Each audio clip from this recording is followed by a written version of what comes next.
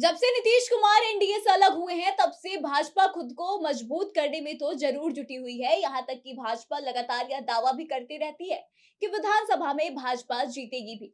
लेकिन ऐसे में सबसे बड़ा जो सवाल है वह यह है कि नीतीश कुमार के अलग होने के बाद एनडीए का बिहार में सीएम फेस कौन बनेगा, क्योंकि अभी तक बीजेपी के शीर्ष नेतृत्व की तरफ से इस बारे में किसी भी तरह का कोई संकेत नहीं मिला है। लेकिन आपको बता दें कि एनडीए में शामिल विभिन्न घटक दलों के लोग अपने अपने पार्टी के नेता को सीएम फेस जरूर बता रहे हैं। एक और चिराग पासवान की पार्टी लोजपा रामविलास के अध्यक्ष चिराग पासवान को बार बार बिहार का सीएम फेस बता रही है। चिराग की पार्टी को शायद इस बात का विश्वास है कि जिस तरह से एनडीए में कम सीटें लाने के बावजूद भी जदयू के नेता नीतीश कुमार को भाजपा ने सीएम बना दिया था, ठीक उसी तरह शायद चिराग पासवान को भी यह मौका मिल सकता है। वहीं आपको बता दें कि इस तरह की उम्मीदें जो है राष्ट्रीय लोक जनता दल यानी कि उपेंद्र कुशवाहा की पार्टी को भी है। वहीं आपको बता दें कि महागठबंधन में रहते हुए तेजस्वी यादव से अपने बेटे को ज्यादा योग्य बताने वाले जीतन राम मांझी फिलहाल इस तरह के बयान नहीं दे रहे हैं और उन्होंने ऐसा अभी तक कुछ नहीं कहा है। लेकिन एनडीए में शामिल दो पार्टी के लोग कुर्सी के इंतजार में काफी जोरों शोरों से लगे हुए हैं। तो आइए आपको बताते हैं कि बिहार में नीतीश कुमार की कुर्सी पर आखिर किसकी नजर है। लेकिन उससे पहले नमस्कार, मेरा नाम आत्मजा है और आप द बिहार प्रोजेक्ट देख रहे हैं।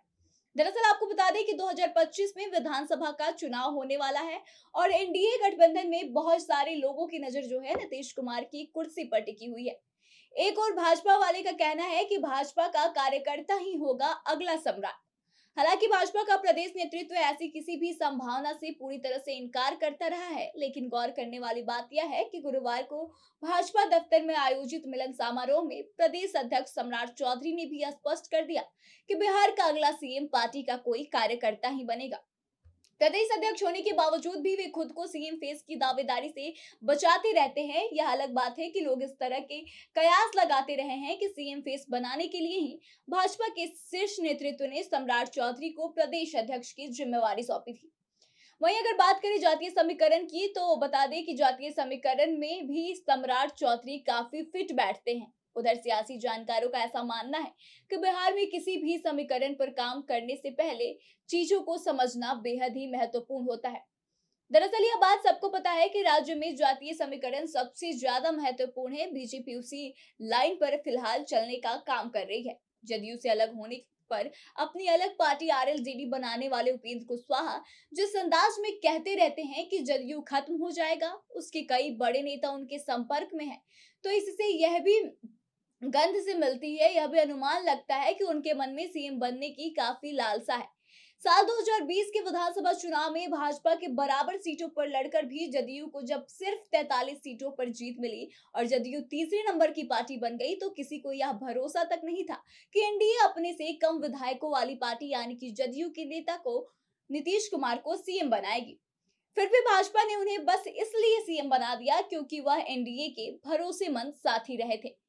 उनके ही नेतृत्व में विधानसभा का चुनाव लड़ा गया था। एनडीए ने यह चुनाव उनके नेतृत्व में लड़ी थी, तो वादे के अनुसार भाजपा ने उनके ना नुकुर के बावजूद भी उन्हें सीएम बना दिया। दरअसल बिहार में एनडीए का स्वरूप अब पूरी तरह से बदल चुका है। नीतीश के साथ छोड़ते ही जीतन राम मांझी की पार्टी यानी कि हिंदुस्तानी अवाम मोर्चा, उपेंद्र कुशवाहा की पार्टी आरएलजेडी और लोजपा के दोनों धड़े यानी कि लोजपा रामविलास और राष्ट्रीय लोक जनशक्ति पार्टी अब एनडीए में भाजपा के साथ जाकर मिल गए हैं। और जितनी भी घटक दल है उनको 2020 की तरह ही किसी चमत्कार की उम्मीद है।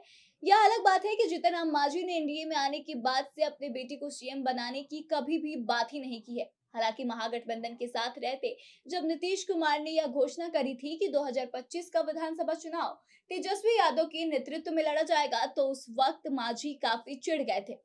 उन्होंने यह कहा था कि तेजस्वी से तो अधिक जानकार, समझदार और पढ़ा लिखा उनका बेटा है, उसे नीतीश ने क्यों सीएम फेस घोषित नहीं किया। वहीं जानकारों का यह मानना है कि भाजपा इतनी आसानी से अपने पत्ते नहीं खोलेगी, इसलिए विधानसभा से पहले जो लोकसभा का चुनाव होना है, लोकसभा चुनाव में एनडीए के परफॉर्मेंस पर यह निर्भर करेगा कि किसे सीएम फेस के रूप में पेश किया जाएगा।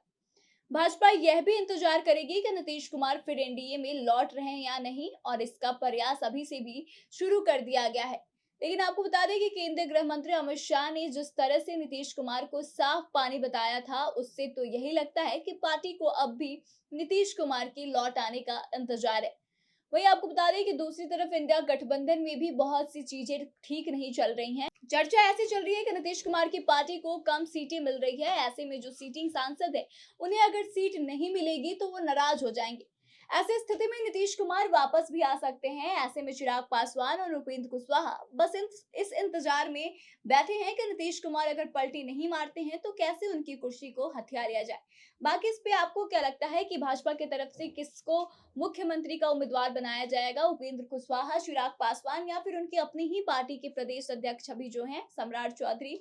और साथ ही आपका क्या इस पे सोचना है कि इन तीनों में से अच्छा उम्मीदवार और अच्छा मुख्यमंत्री कौन साबित होगा? आप अपने विचारों को हमें जरूर बताएं। वीडियो अच्छी लगी हो तो इसे ज्यादा से ज्यादा शेयर करें और आगे की तमाम खबरों के लिए देखते रहना बिहार प्रोजेक्ट।